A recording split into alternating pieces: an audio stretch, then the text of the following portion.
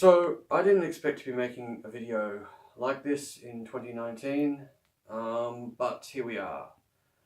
I am, like a lot of people, quite a big fan of Brooklyn Nine-Nine, and as a result, I, like many people, have really liked the work of Terry Crews. And so when he recently, in a series of tweets, discussed the fact that he is dealing with PTSD as the media covers everything to do with Harvey Weinstein due to an incident when a male producer groped his genitals at a party at which Terry and his wife were in attendance. We were all rather taken aback by this.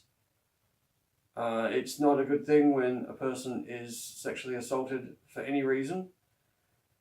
and for it to happen in front of the man's wife at a party, and that it makes the whole thing far more like screwed up that there were so many people around and nothing was done. What is worse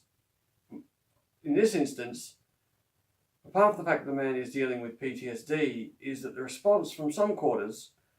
has been to attack Terry Crews because he is a former sports person and 200 plus pound, and surely he could have fought the person off, and if he didn't do anything, then clearly he was into it, and maybe he's a little bit gay and all this type of crap. Now, people in the armed forces have been sexually assaulted and raped. Likewise, people in various branches of law enforcement around the world. And none of them can be said to have been into it or supportive of the assault or rape. And to attack a person because of their physical strength, because they, as a person of colour, correctly identified that they would be vilified, as Terry now is being, if they became physically violent against a person we take to be Caucasian, who sexually assaulted them in front of their wife at a Hollywood party, is screwed up. And I would like to ask those who think that Terry Crews should have been physically violent and that he is somehow the responsible party here, who clearly must have been into it, and that we should be blaming him for his own attack.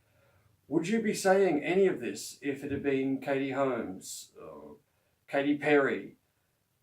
Ellen DeGeneres, or any person who was not of colour and or female? Because if the narrative is true that sexual assault is always wrong and that we should always support the victim, then that is always the case. Yet here we are with a man of colour who's come out with PTSD from a sexual assault, and the response has been to attack him simply because he's a sports person of colour who should have frog-stomped his attacker into the ground, when we all know that the chances are that he'd have been ostracised or jailed when he was actually a victim. It's fucked up, and I am not really sure what this says for the current narrative that he has been attacked rather than supported, but it's a shameful place that we've got to.